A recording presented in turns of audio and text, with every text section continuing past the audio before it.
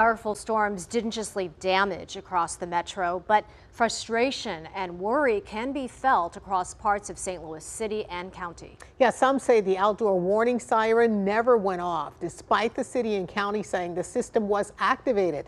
Fox 2 investigator Mitch McCoy is learning complaints like this are piling up.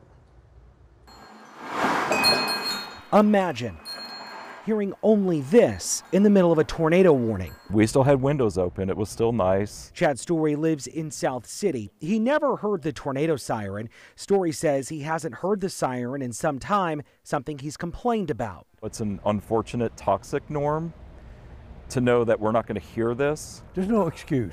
Thomas Wakora and his wife Maureen live in South City too. What do you want the mayor, what do you want emergency management to know? I just want them to know the sirens are not working. And I think it's, for one thing, it's a danger. Fox 2 has uncovered a growing number of residents complaining about the outdoor siren system.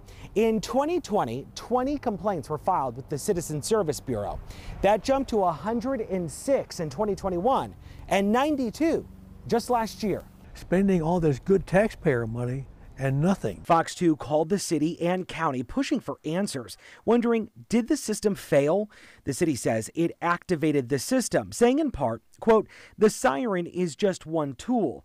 It is a 22-year-old system, but the siren is just one option for notifying those in the area of the city of St. Louis of a weather event. I wish that the city would get involved to the point to make sure that these devices work. The city tells Fox 2 it plans to conduct an analysis to ensure siren placement is adequate in providing coverage to areas where development has occurred since the current system was installed. When we have these brand new, wonderful improved sirens available, they should be working regardless.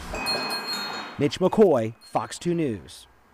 Now, St. Louis County tells Fox 2 it activated the tornado siren Saturday night. And even though they call the activations successful, they have received reports that some sirens could not be heard.